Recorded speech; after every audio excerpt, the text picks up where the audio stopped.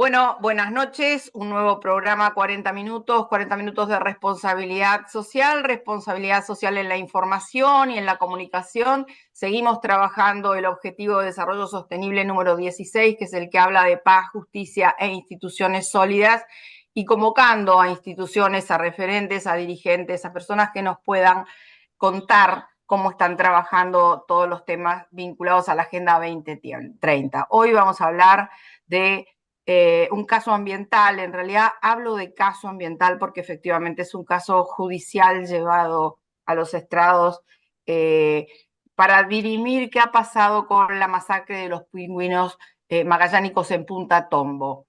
Hace unos años atrás, y ahora el referente de Greenpeace con el que vamos a conversar nos va a desarrollar bien cuáles fueron los antecedentes del caso, pero lo cierto es que hubo una masacre de pingüinos que afectaron la biodiversidad en esta zona de la península del Chubut.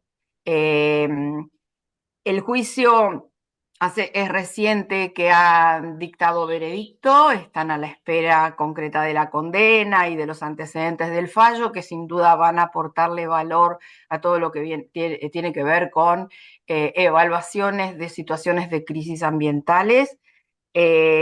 Nosotros vamos a hablar hoy con Matías Arrigasi. Matías es integrante del equipo de campañas de Greenpeace Argentina.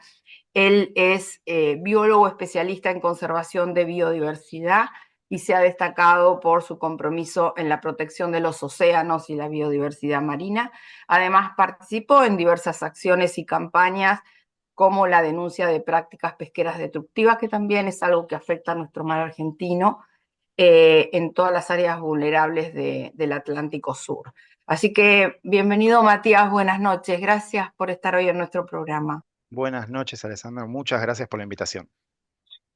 Bueno, desde ya nos gustaría comprender un poquito más cómo fue el desarrollo de los hechos que derivan en esta acción penal, qué motivó que esto pasara, y por ahí entre telones también, ¿no? Porque tengo entendido que ha habido un tema hasta familiar vinculado a este avance sobre una reserva natural, sobre un área protegida. Es una historia con muchos condimentos, una historia larga de mucho trabajo. Esto comenzó en 2021. Supimos que algo había pasado en una zona muy pegadita a Punta Tombo, que es un área natural protegida en Chubut, en la costa atlántica.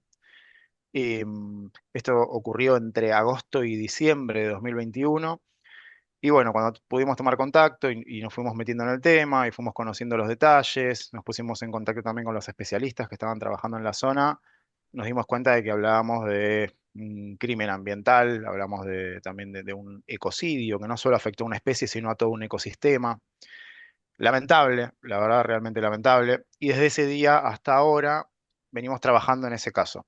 Inmediatamente, ni bien supimos los hechos, que ahora voy a tratar de relatar, a intentar hacer un resumen, lo que hicimos fue formalizar una denuncia penal y luego se constituyó una querella, que esa querella está integrada por Greenpeace, por Fundación Patagonia Natural y por la Asociación Argentina de Abogados y Abogadas Ambientalistas.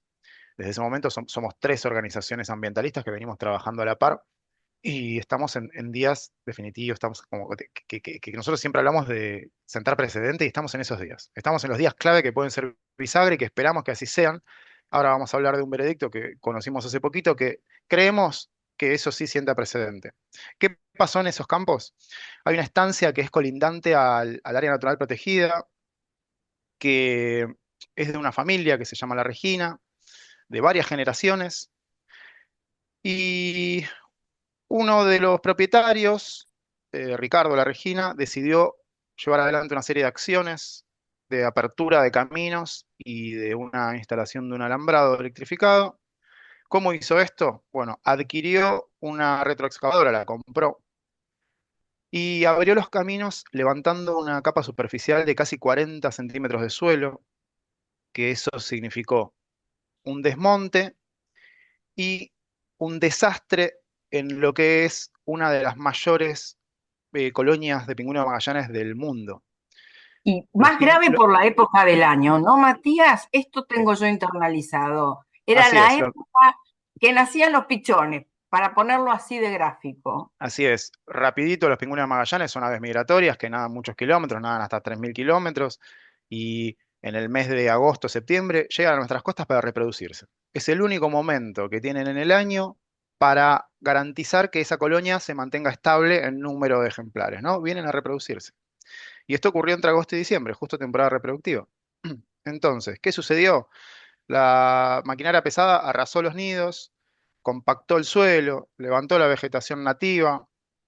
Hay incluso imágenes muy tristes dando vueltas de pichones muertos. Y no solo eso, sino que se instaló un alambrado electrificado de 900 metros, que ese alambrado electrificado lo que hizo fue fragmentar el hábitat e impedir el camino indispensable desde el nido hasta la costa para alimentar a los pichones. Los adultos lo que hacen es turnarse para cuidar a los pichones, uno se queda en el nido y el otro va a buscar comida. Ese camino desde el nido hasta la costa para buscar comida se vio interrumpido por el alambrado. Esto muy triste. Este año se elevó a juicio oral la causa y el 28 de octubre comenzó ese juicio oral, participaron más de 50 testigos que aportaron datos clave desde distintas disciplinas. Cada uno desde su expertise, desde su disciplina, pudo aportar datos que fueron armando este rompecabezas que necesitábamos para probar. Las acusaciones eran por dos delitos. Un delito por crueldad animal y el otro por daño ambiental agravado. ¿Sí? Gracias a todos estos testigos se pudo acreditar que ocurrieron las dos cosas. El veredicto de los jueces lo conocimos hace poquitos días y dijeron que se acreditó tanto la crueldad animal como el daño ambiental agravado. Nosotros llegamos pidiendo justicia ambiental desde el día uno. Nosotros decíamos justicia ambiental porque el daño ecológico lamentablemente está causado y parte de esos daños creemos lamentablemente que es irreversible y los especialistas confirmaron eso, y una parte que puede ser reversible, eh, según lo que escuchamos durante el juicio, puede llevar entre 35 y 100 años, ¿sí? Es algo gravísimo. Entonces, ¿a qué apuntamos nosotros? A que esto no pase nunca más. Hoy hablamos de pingüinos, pero tenemos muchísimas otras problemáticas. Entonces, nosotros lo que decimos es que ningún delito ambiental quede impune. Nosotros queremos que esto sea un ejemplo de lo que no hay que hacer, pero un ejemplo de lo que sí en cuanto a la parte judicial, porque el veredicto fue contundente, justamente para desalentar estas prácticas. Pedimos que no se repita. Nosotros no queremos penalizaciones. Cuando hay una penalización significa que ya hubo un daño. Entonces lo que queremos es evitar el daño. Escuchamos algunas cosas interesantes durante el juicio. Por ejemplo, uno de los testigos es tío del acusado, fue denunciante, y él lo que comentó fue que esa familia es una familia que vive ya de varias generaciones con pingüinos, entre pingüinos, y comparte la vida con los pingüinos, y que siempre hubo una convivencia amena, pingüinos, Armónica, o sea, digamos, no hay, armónica, respetar. claro, Ujú. cuesta imaginar a un pingüino generando un daño, ¿no? Es Agrediendo raro, a alguien. claro. Bueno, nos comentaban esto mismo, que los pingüinos son parte de su vida, ¿no? Parte de su historia y parte de la historia familiar, y que siempre colaboraron con el Estado, siempre colaboraron con especialistas, con investigadores que se acercaban a realizar sus trabajos en la zona. Incluso esa familia fue la que donó las tierras para la creación de la Reserva Natural Punta Tombo. Bien, bien. Entonces lo que no se entiende es qué pasó ahora, ¿no? Con, con esta persona. Ujú. Según lo que nos comentó, él lo hizo porque necesitaba delimitar el campo. Ese campo hay una disputa, hay una sucesión, están tratando de delimitar, él estaba intentando delimitar su parte por dos ¿Cuántos cosas. metros más o menos te tocan a vos? ¿Cuántos metros más o menos me tocan a mí? Claro. Por su declaración entendimos que por un lado estaba eso y por otro lado estaba no sé si decir necesidad, su decisión de trabajar con vacas en ese campo, que es un campo en el que nunca hubo vacas y que es Ujú. zona que Estepa patagónica, es no reárido. es, No hay claro, forma de poner vacas sí. ahí. La familia siempre trabajó con ovejas. Las ovejas Claro, tienen un porte más chico, se comportan de otra manera, convivían bien con los pingüinos, incluso nos dijeron que convivían con la colonia, claro. que no se acercaban a los nidos, que no tenían conflicto con los pingüinos, y acá con las vacas pasa todo lo opuesto. Se acercan a los nidos, los pisotean, compactan el suelo por su peso y no les temen. Entonces pueden afectar el comportamiento de la colonia. Es difícil. Yo trato de describir tal cual lo que fuimos escuchando. Fueron jornadas largas, con datos muy interesantes, que dejaron mucho también, ¿no? Podemos analizarlo de un montón de aristas, si queremos. Hoy con lo que nos quedamos es con el mensaje de los jueces, que después de estas largas jornadas, de los 50 testigos, lo que dijeron fue, esto está acreditado, y no solo eso, sino que el propietario de un campo no es el propietario de la naturaleza que está en ese campo. No puede hacer lo que quiera con el ambiente. Que eso es un mensaje clave, me parece. Nosotros, de verdad, Es lo que pregonan las organizaciones vinculadas a lo ambiental y Greenpeace en particular durante toda su historia, ¿no? sí. Parte de los argumentos, yo me voy acordando, perdón, me voy acordando de esas jornadas, todas las Eh, cosas que escuchamos. Parte de los Esto argumentos. queríamos, de este relato era el interesante de Fueron recrear. días, lo vivimos desde ahí, esto sucedió todo en Rawson y fueron días con mucha información y llegamos a la noche y procesábamos todo. Escuchamos de parte de la defensa argumentos como eh, este crimen del que hablan no existió, pero en el caso de que hubiera existido, de última serían sus cosas, porque él es el propietario de ese lugar. Bueno, esto lo comento porque el veredicto fue muy claro en cuanto a eso. No es así. Vos podés ser el La propietario de un naturaleza no es campo, tuya, pero respetarla. son bienes comunes y hay que Claro, cuidarlos, claro. hay que protegerlos.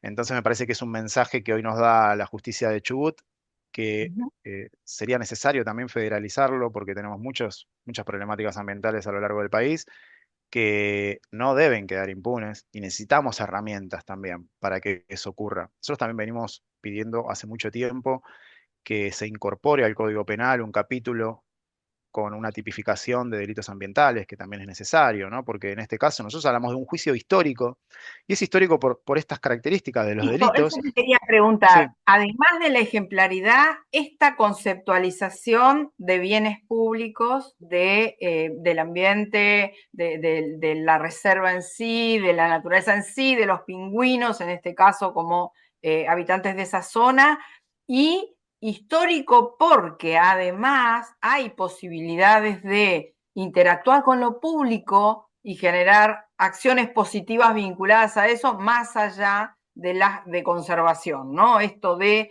poder lograr eventualmente una normativa específica que, digamos, tipifique este delito en el código y que a partir de ahora todo el que produzca un daño ambiental pueda ser sancionado por eso. Esto del juicio histórico me importaba muchísimo que lo pudieras destacar. exactamente. Y lo digo, yo soy biólogo, no soy abogado, estuve muy metido, pero porque también intenté aportar porque estuvo buenísimo eso también.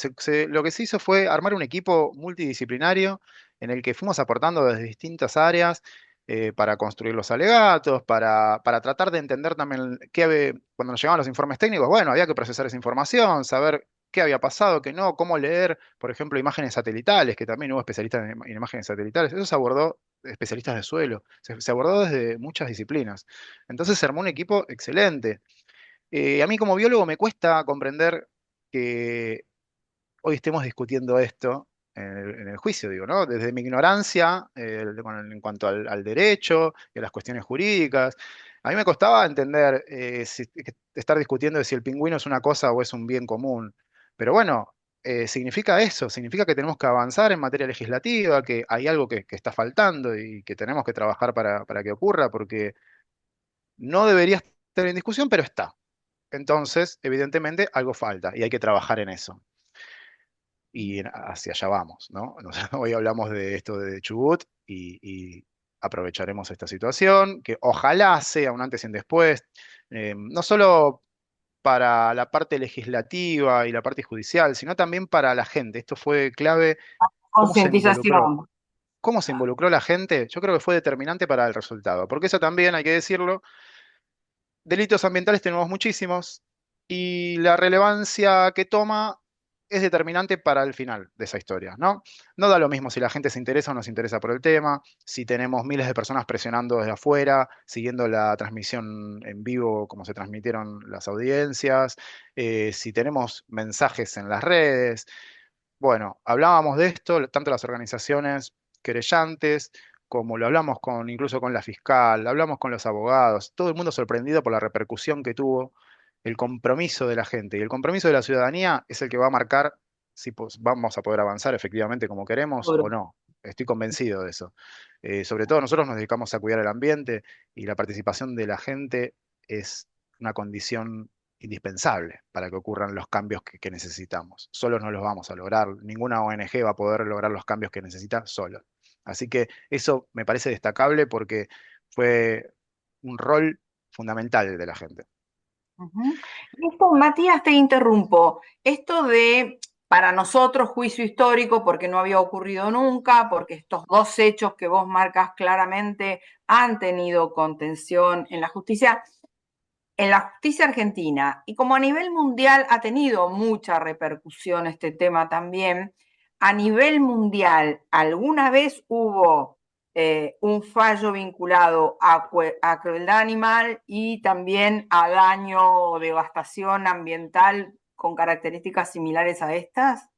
Sí, la respuesta es sí. Me encantaría poderte dar más detalles, pero de nuevo, como biólogo que se está metiendo en este mundo, estuvimos charlando con los abogados y sí, en el exterior incluso existen las figuras. Nosotros hablamos del ecocidio, pero porque el Claro, concepto encaja bárbaro, pero en Argentina no existe.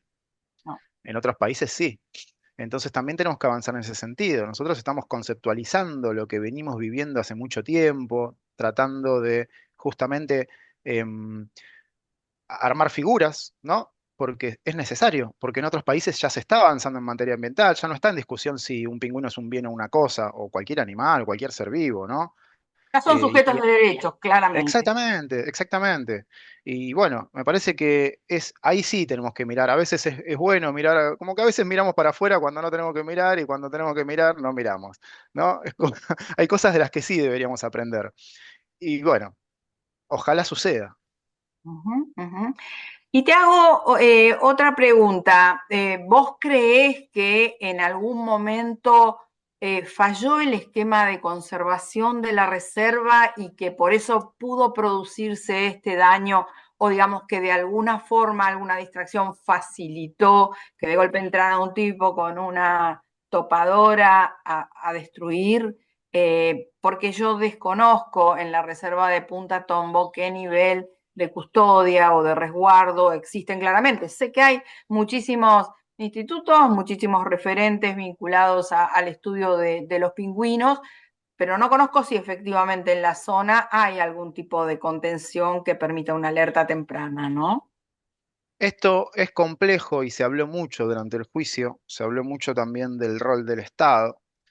Hay que destacar una cosa, que ese lugar es un lugar muy delicado, tiene zonas prístinas, tiene un ecosistema muy frágil y tiene distintos tipos de protección. La protección formal que todos conocemos porque es de la provincia, o sea, la provincia es quien administra esa tierra, es Punta Tombo, es la Reserva Punta Tombo. Sí. Pero toda la zona, incluyendo la estancia en cuestión, tiene otras figuras, por ejemplo, se la denomina Reserva de Biosfera Patagonia Azul, que es de UNESCO, esto, o sea que es internacional, y en realidad em, eso nos da la alerta de que es una zona clave en la que se pueden realizar actividades. Ojo, la Reserva de Biosfera lo que hace es incluir a las personas, no es que es intangible el lugar, sino que lo que se hace es determinar qué cosas, qué actividades son compatibles con el ambiente y la fragilidad del ecosistema y qué actividades no.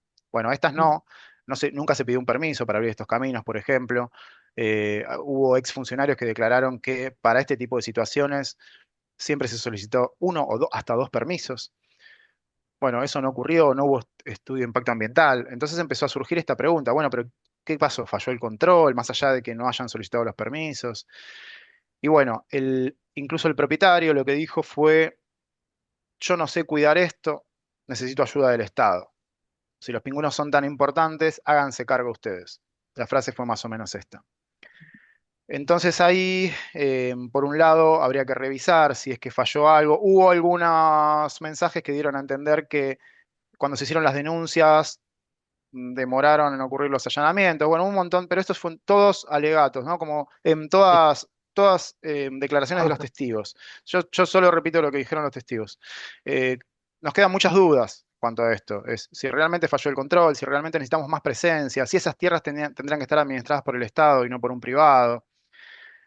Eh, yo me quedo con esto, me quedo saliendo un poco de la culpabilidad, la responsabilidad del propietario. Si él está pidiendo que alguien se haga cargo de esas tierras porque no las puede cuidar, me parece que lo que tenemos que hacer por lo menos es escuchar y ver, buscar una solución justamente para que esto no se repita, porque si a mí el propietario de la tierra me dice que no sabe qué hacer con eso, me preocupa. Nosotros partimos diciendo que es un lugar muy delicado, entonces, por un lado estaba el juicio y por otro lado es ver cómo seguimos con esto. Ujú. Sin dudas, la provincia va a tener un rol preponderante en lo que sigue. Ya veremos si toman alguna decisión en cuanto a esto. Va a ser necesario ajustar algunas cosas en cuanto a sus... hubo inspecciones oculares, por ejemplo, que dejaron algunas dudas. Bueno, van a tener que ajustar algunas cosas que no tengo duda de que va a suceder porque por lo menos se vio la voluntad durante el juicio. Soy optimista y confío en que va a ocurrir. Eh, la fiscal también, Florencia Gómez, estuvo trabajando muy fuerte en esto, en todo lo que fue investigar los allanamientos que ocurrieron, cómo ocurrieron, las inspecciones, si se labraron actas, no se labraron actas. Es raro porque hubo allanamientos sin actas. Bueno, nada, muchas cuestiones. Esto nos deja muchas cosas para mejorar, sin dudas, desde el lado propositivo, ¿no? Para que esto se solucione, siempre a disposición. Nosotros somos Greenpeace, lo que queremos es proteger el ambiente, necesitamos que estas cosas mejoren. Entonces, vamos a apoyar cualquier medida que vaya en pos de que el área esté más cuidada. Ojalá eso ocurra. Ocurra, claramente, sí. Yo tengo recuerdo de haber ingresado a Punta Tombo, incluso sin pagar acceso, digamos, de una forma como muy agreste, y creo que esa era también la idea del desarrollo de ahí. Eh, Otro tema que te quería consultar es el tema, el juicio, se desarrolló el juicio, ocurrió el siniestro, grave absolutamente. Medidas de remediación oportunas se están desarrollando, ¿hay alguna planificación ya? ¿Hasta qué punto se está involucrando también Greenpeace en la asistencia técnica? Porque entiendo que estos lugares también requieren mucho profesionalismo a la hora de definir acciones de remediación, acciones de rescate de la población de pingüinos en riesgo, bueno, porque estamos otra vez ante una época o temporada en que los pingüinos van a Punta Tombo, ¿no? Sí, me parece que ese es el siguiente paso. Eso es lo que se va a discutir ahora. Es bueno, listo, esto cerramos el caso, cerramos el juicio, por lo menos esta etapa del juicio. Vamos a ver cómo hacemos esto de la mitigación o la remediación, o bueno, o tratar de arreglar un poquito el daño causado. Ujú. Vamos a ver qué sucede con esto, esperamos lo mejor. Algo que se hizo fue, hubo gente que trabajó, entre los especialistas que trabajaron, trabajó una consultora que lo que hizo fue estimar, cuantificar el daño monetizándolo, ¿no? Como para tener una estimación del costo del daño causado. Hicieron una estimación de que el daño causado a la colonia, solo a la colonia de pingüinos, hay que tener en cuenta que viven más de 1.000 especies en ese lugar, es de alrededor de $500.000. Bueno, esa es una, a veces se usa como herramienta, si bien nosotros estamos convencidos de que eso no tiene valor, la naturaleza es la naturaleza, no se puede cuantificar el valor de un ecosistema, pero bueno, es una herramienta, tiene un valor utilitario. Así Ujú. que se partió de eso también para discutir cómo seguir ahora, si eso va, si se va a destinar un fondo para remediar eso, si se va a convocar a los especialistas, si va a participar el Estado. Esa es la discusión que se viene y Bien. espero que sea lo mejor para esa tierra. Estamos ahí, estamos atentos y por supuesto que siempre a disposición, porque así como nosotros venimos y denunciamos el delito ambiental, tenemos que proponer una alternativa para cuidarlo y ofrecer todo lo que tengamos a disposición, así que eso va a ocurrir. Sí. ¿Y el equipo de Greenpeace está físicamente hoy localizado, aunque sea temporalmente, en la zona, o solo fueron por el juicio, o solo eventualmente si los convocan volverán? ¿Cómo es la dinámica con la que ustedes están interactuando en este momento? Tenemos todo eso que mencionaste. Tenemos gente trabajando a distancia, gente trabajando en el lugar, gente que es del lugar. Y bueno, el equipo que va y viene. Yo ahora estoy en Buenos Aires, estuve durante el juicio en Chubut. Y bueno, y ahora estamos siguiendo las novedades de acá. no sabemos cómo sigue, estamos muy atentos también a esto, ¿no? A conocer la sentencia y los pasos siguientes, y ahí se verá cómo se sigue trabajando. Ojalá que esto termine de la mejor manera, porque bueno, como decía antes, nosotros pedíamos un fallo ejemplar, pero vuelvo al biólogo, me preocupa porque el daño ambiental ya Está está, hecho, ya está eso ya está hecho. hecho. Entonces también me preocupa esto, discutamos esto, cómo seguimos ahora, cómo seguimos para que sea lo mejor para esa zona de nuestro país. Y después Ujú. seguiremos por otras zonas, que no es la única que tiene problemáticas.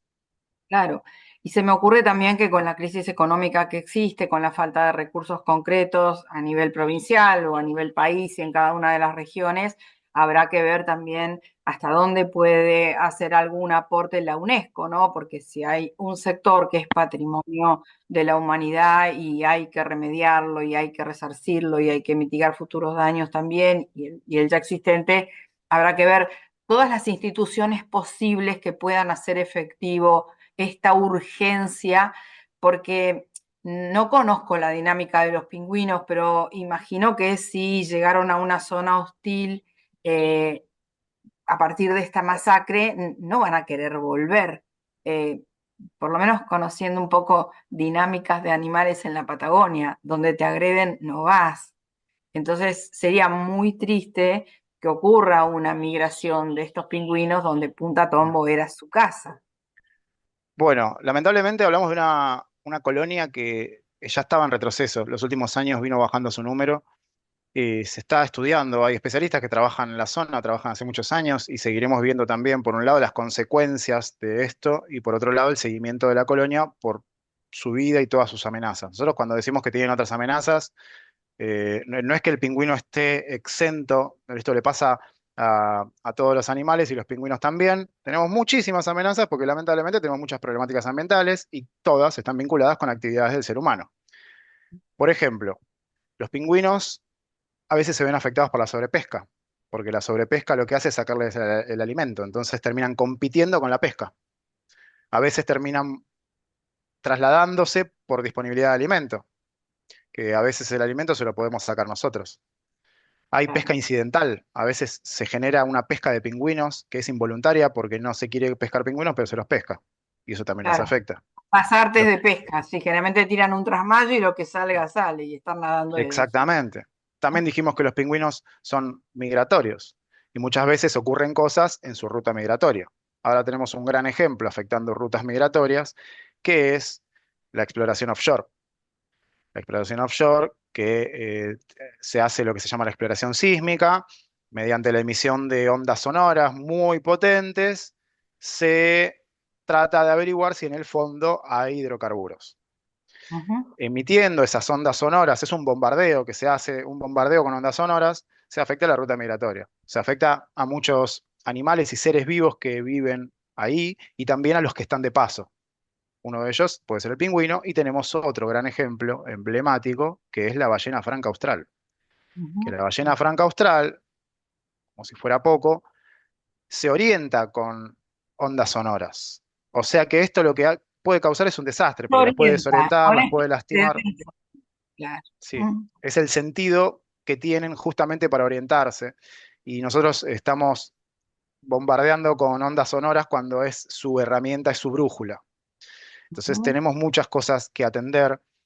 Nosotros cuando hablamos también de esto de actividades que causan un impacto, todas las actividades del hombre causan, del hombre, del ser humano, causan un impacto y nadie puede decir que la solución es dejar de realizar actividades. Lo que sí debemos hacer es realizar actividades que sean más amigables, bajar ese impacto. Ya que todo tiene un impacto, minimicemos ese impacto.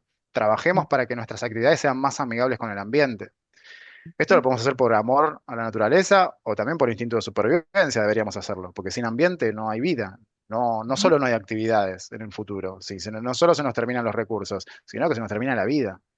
Y nosotros ujú, estamos convencidos de que debemos cuidarlo por nosotros, pero tampoco tenemos derecho a decidir por las generaciones que siguen, que hoy no están eligiendo si quieren tener un planeta deteriorado y seguir adelante igual. Nosotros no tenemos derecho a decidir por ellos. Entonces, lo que decimos nosotros es eso, no puede ser un tema debatible cuidar el ambiente. No es ujú, racional que estemos discutiendo si nos conviene o no nos conviene cuidar el planeta en el que vivimos. Es rara esa discusión. Y últimamente, lamentablemente, lo estamos escuchando mucho, o estamos escuchando que, por un lado, los ambientalistas y por otro lado, el desarrollo, como si los ambientalistas y el ambiente fueran un obstáculo para el desarrollo. Eso ujú, no puede ser, porque de hecho no ocurre. No hay desarrollo sin ambiente.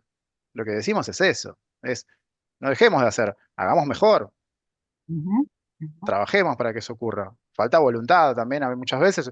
Es sorprendente. Hoy estamos discutiendo cosas que so- no son temas debatibles, Sí, pero no, porque lo incluso dijo la ciencia.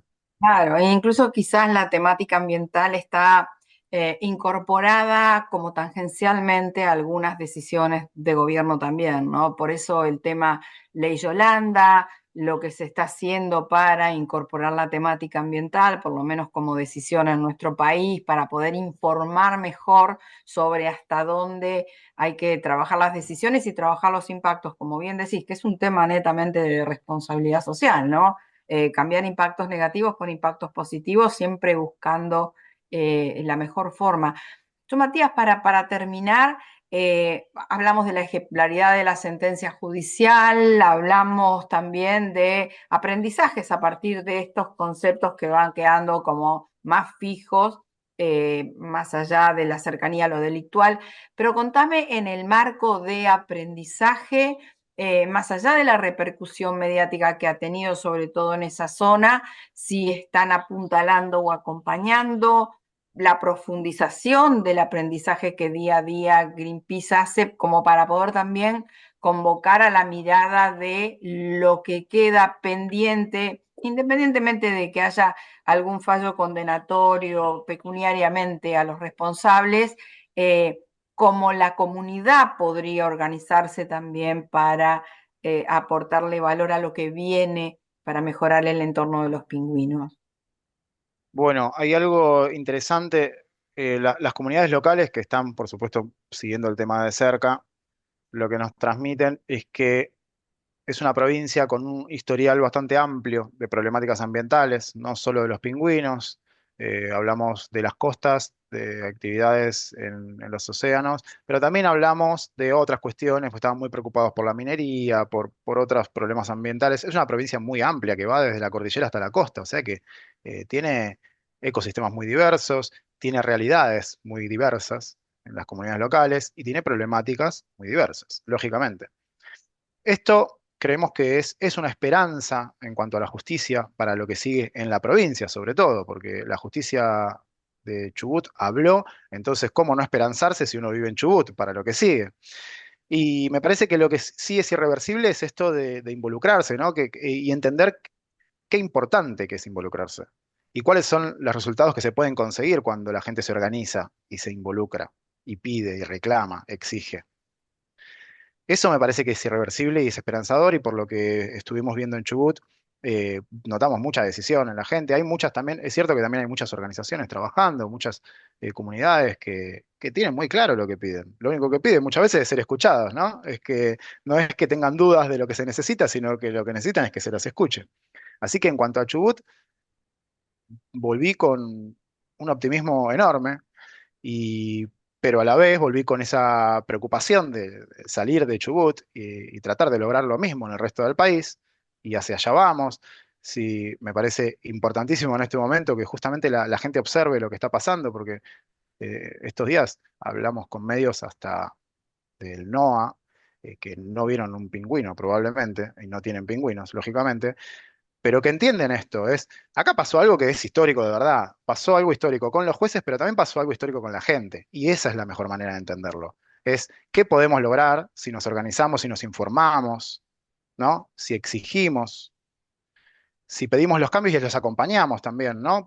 Una cosa también es estar de acuerdo con los cambios, otra cosa es acompañarlos, ponerles el cuerpo, que hoy en día poner el cuerpo es una forma de decir, porque el apoyo a la distancia también sirve. Hoy tenemos un montón de herramientas que nos permiten lograr cosas gigantes y cada cual Estar estuvo en cerca, su casa. conectado, claro, claro, que sea Exactamente. claro, Tuvimos el apoyo de miles y miles de personas y no hubo miles y miles de personas en la puerta, en la claro. sala.